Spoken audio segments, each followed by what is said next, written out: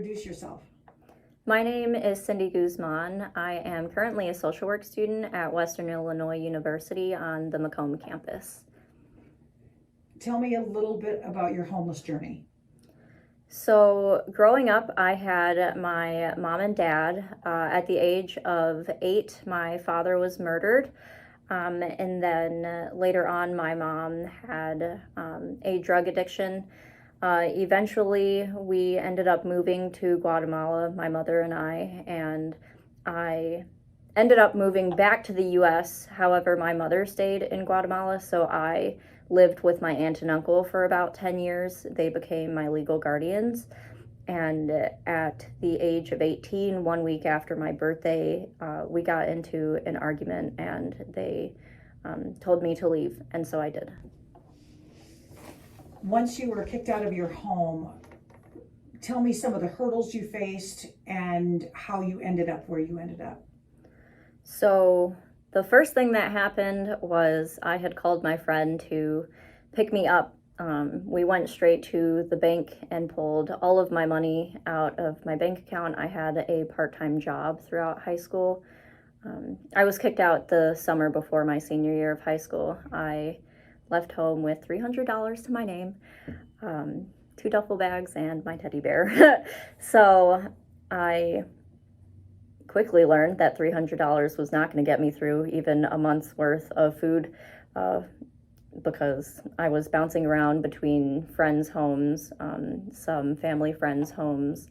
I eventually ended up trying to figure out where I could live that was still in district. I needed for someone to sign off that I was going to in fact be living with them for the school year for my residence to get approved. I was in high school band, and I had told one of the band parents what happened, that I got kicked out. They had asked because they saw that I was gloomy, so they had asked, and another band parent overheard what was happening and just asked, like, hey, what's going on? And the parent said, oh, Cindy here has no home. She left home. She has no place. And the Brostoffs are their names. And Miss Brostoff just said, I have a room. And that was it. Like, she just took me in. Didn't even consult her husband, was just ready to take me in. So I have been living with them ever since. I stay with them when I'm on school breaks and things like that, and celebrate holidays with them. What issues did you have regarding your enrollment? In terms of my enrollment for my senior year of high school, my aunt actually came to the high school and tried to unenroll me from high school. So because the liaison at my high school saw that I was 18, she decided to just break ties between my aunt and I. So legally, my aunt wouldn't be able to unenroll me, so all of my paperwork could still stay at that school. However, I was told that I needed to have a home residence in order to be eligible to enroll into that school, and it ended up being the case where this form needed to get signed before I could even go and attend classes. And the superintendent of my district had to sign off on it before I could go to class. So I ended up missing half of the first day of high school. Let's talk for a moment about what should have happened. Cindy should have been enrolled immediately. This was her school of origin, so even if she had moved outside the district boundaries, she should have been able to attend. She should not have had to produce a residency document to enroll and begin classes. Cindy did not have to become legally emancipated, although it did make things easier in her case. Even if she'd been younger than 18, she should have been able to enroll as an unaccompanied youth. There were barriers placed in front of Cindy that made enrollment more difficult, and which definitely increased her stress levels. Besides the registration issue that you had, was there anything specifically that the high school could have done differently to assist you more efficiently? Personally, I feel like it would have been beneficial to have check-ins with the staff and faculty. It really was on a unless you ask for it basis. And the position that I was in, I didn't even know what to ask for, right? And so maybe just getting to sit down and have conversations with either the counselor or the social worker. I knew that that door was open, but I didn't know that I should have sat down and told them, this is what's happening, X, Y, and Z, and I don't know how to go about it.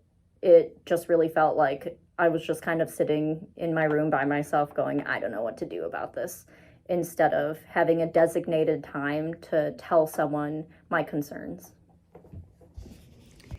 You've been doing an internship working with the McKinney-Vento and the homeless youth program in West Central Illinois. Now that you know the law better, are there any particular frustrations that you have knowing the law now? Yeah, given all of that information that I have now, I do find it frustrating that it seems that there isn't the same information for every liaison, just because I learned that there shouldn't be any barriers in enrolling a student. If they don't have, immunization forms, things like that, that shouldn't be a problem for getting them enrolled and allowing for them to sit in class. And that obviously happened to me. Like, I wasn't able to sit in class on that first day of school for half the day because I needed this form, and that form was a barrier, and it simply shouldn't have been a barrier for me. Besides the Brossoffs, the family that took you in, tell me about some people or some agencies or groups that were particularly helpful to you. The social worker at my school, I didn't even know we had social workers at my school, so I ended up talking to him. His name was Andres Acosta, and he was a wonderful man who helped me just realize the things that I have. For example, there was one time I was sitting in there talking to him, adamant that I had done all of these things for myself, and he just kind of bluntly told me, like, you didn't do any of that by yourself, and to some people that might be a downer for them, but it just helped me realize that's true. I didn't do any of those things by myself. I always had a teacher there to help me if I needed help. There were social workers there if I needed to figure out resources. I had counselors if I needed to talk about what I was experiencing. And the whole time I was so absorbed in my own situation and thinking that I was here alone, and the fact of the matter was that I wasn't. I had all of the support, especially in school. School is always my safe haven, and so there was always someone that I could go to no matter the need, whether it be, hey, I need an extra pair of socks. There were friends who would have an extra pair of socks for when I had badminton practice and things like that.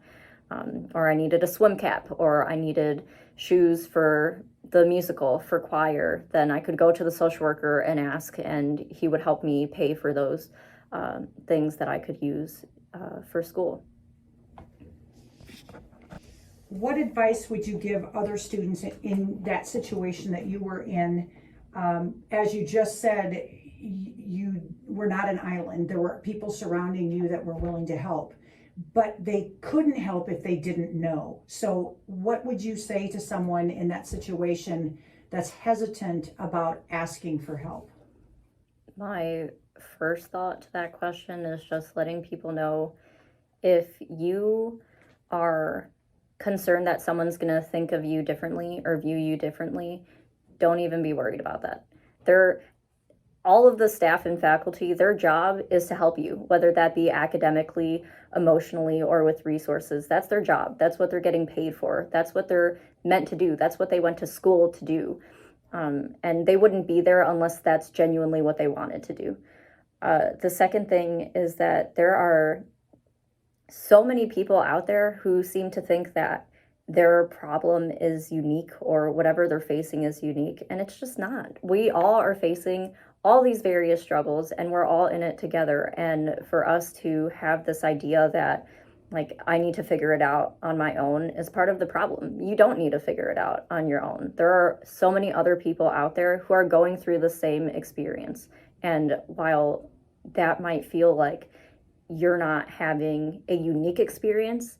It's more like, thank goodness you're not having this unique experience, because we know how to go about those experiences. There are staff and faculty members who are there to help you get through this experience and to help you have a better experience. So what do you know now that you wish you'd know then? If you could talk to your senior in high school self as a senior in college, what do you wish that senior in high school had known? I grew up in a household where it was frowned upon to use any government programs, any federal programs, anything like that, because it was viewed as something negative. Like if you needed someone else's help, then it meant that you weren't doing well enough for yourself, that you weren't trying, and that just wasn't true. I mean, I was part of 13 organizations. I was part of 3 honor societies. I was part of 2 varsity teams in during the school year, and in my off season I was in the musical. I was part of all of these things, and I still managed to get a 4.2 GPA. So it's not like I wasn't trying. I just didn't have the time to work, right? And so even if I dropped all of those activities, realistically, me working would drop my grades, and I knew that that would directly negatively impact my GPA, and that would impact what colleges I could go to, because I was able to see that regardless of whether or not my situation was what it was then, I had the ability to get an education and change the direction and the trajectory of my life. And in order to do that, I needed to go on SNAP, for example, for the Supplemental Nutritional Assistance Program, because I didn't have the money. I didn't have a job yet because I was a senior, and because I left home, I had to quit my job. And it's okay to need help. It's okay to use programs. The programs are there for you to use. They're meant for people in situations like these, and that was something that I really needed to learn. And the other thing is that it's not like I'm taking from this program and I'm never going to give back, because I am working now, right? I had the ability to get a job, and I'm paying into that program again. And that's something that I wish I could have acknowledged when I was younger. Hindsight is always 2020. If there would be something that you would do differently, if you could, is there anything you would do differently? I would not be spiteful. I had, right now is my senior year of college, for example. I'm going to be graduating a full year early, which I was so determined to just do well. I was so determined to show my aunt, for example, who tried to unenroll me from high school, that I could do well. And not only could I do well, I would do significantly better than the rest of my peers. But I didn't need to do that. I could have taken time to breathe. I could have taken an extra year of school, and I still would have accomplished the same things. I still would have been just as happy, if not more happy, because I would have had more time to make friends. I would have taken the time to enjoy where I'm at and enjoy the process instead of longing to be somewhere else. For example, every time I have to do my own taxes, or I have to look at insurances and figure out the difference between an HMO and a PPO, I'd get so frustrated, because it's like, I right now am only 21, and this is something I shouldn't have to worry about. I should still be on my parents' plan, on their insurance plans and stuff like that. But I just can't think that way, because while I think that I should be there, I'm not. And so I just have to take where I am and appreciate it. What are some practical suggestions that you can offer the McKinney-Vento student? If possible, the first thing that I would recommend is getting either the original or a copy of your birth certificate. That is something you're going to need for everything. If you're out of home or unaccompanied and you don't already have a license, you're going to need at minimum your birth certificate and your social security card to have those things. It's also really important to know that if you need your state ID, homeless individuals, which you classify as, if you're McKinney-Vento eligible, then you can get your ID for free. I didn't know that. So that would have been something really useful because I could have used those $20 for something else. Just knowing that these legal documents are not free. All of them you have to pay for unless you have some sort of reason why you become eligible for it to get waived. Then understanding your rights of what you do and don't have to pay for is really important. Also acknowledging that, at least for me, I had to take time out of my school day to go get these things.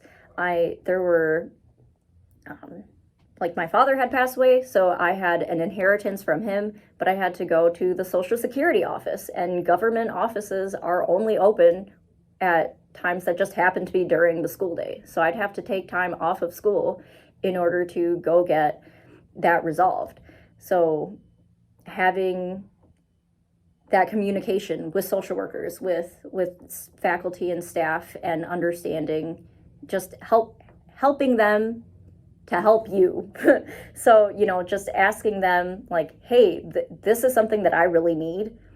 Is there any way that we can go about this? I know that my social worker was able to get the permission to take me to go get my driver's test, for example, if need be, to take me to go wait in line with me at the Social Security office, if need be. So there are resources there. You just have to ask for them. Just tell them what's going on and ask for it.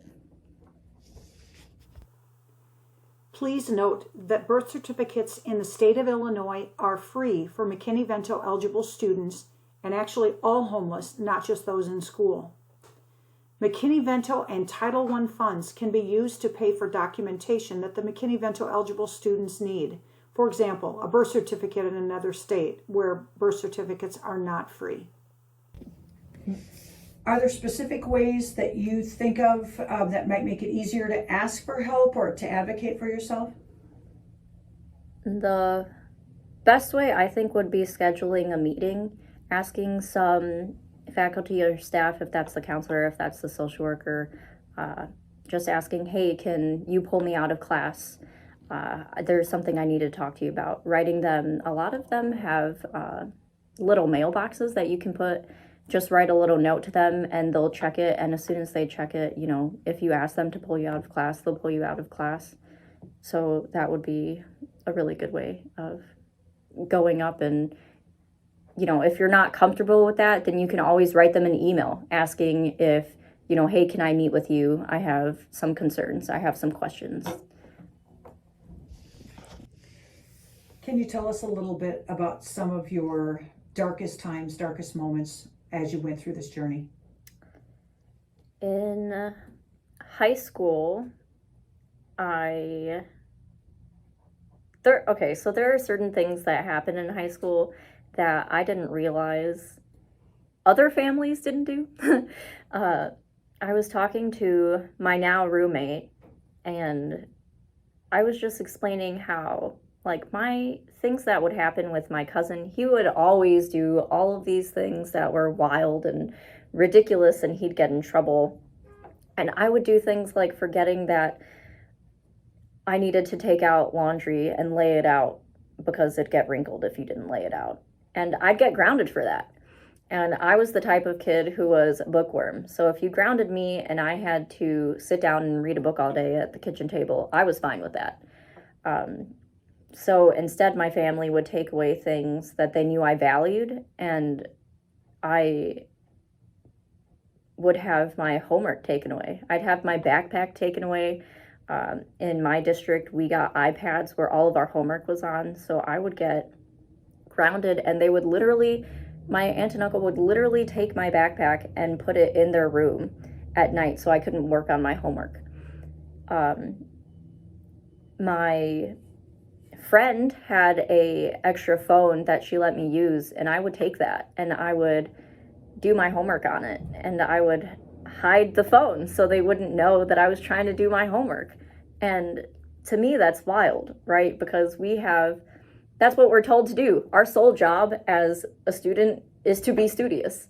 And that job was taken away from me. That work that I was supposed to get done was taken away from me. And it would get really rough. Like, it just felt like there was nothing that I could do to better my situation. Like, I knew when I got older, I would eventually leave my aunt and uncle, and I'd have to figure out where to go from there, right? And so I knew that I needed to get good grades in order to excel in life, in order to be eligible to go to a good college.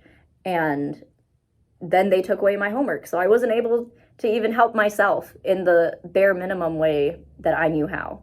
So that was really stressful. And there would literally be nights where I would just sit there and pray to some God that I would, if I could just not wake up the next morning, right? And so that's just something that I am saddened that I lived in a situation where I felt like that at some point in my life. Because the idea that I wished I hadn't woken up in high school, then I would have missed all of the things I've experienced now. I would have missed all of the friends that I have. I would have missed this awesome, perfect circle of life internship that I have, where I'm able to learn more about kids in my situation, kids who are and were unaccompanied youth like I was. So it's something that is really upsetting and wild for me to think about, that there were many days in high school where I just really didn't want to exist. But I would just want to tell students in this position that they're going to be okay. They're gonna get through it. And even if they have to look to the next minute, not even to the next day, then look at that very next minute. Just get through the next minute, because those minutes add up, and then before you know it, you could be graduating from high school or graduating from college. So you're just about ready to graduate. Tell us what your next steps are and what's coming for your future. At the close of my senior year, I am going to get my master's in social work at UIC Jane Addams College of Social Work. There are only 30 applicants that get accepted per year, so I'm super excited about that. I also have a drive and want to fix policy or be a lawyer for victims of domestic violence. So I intend to go to law school after I get my master's.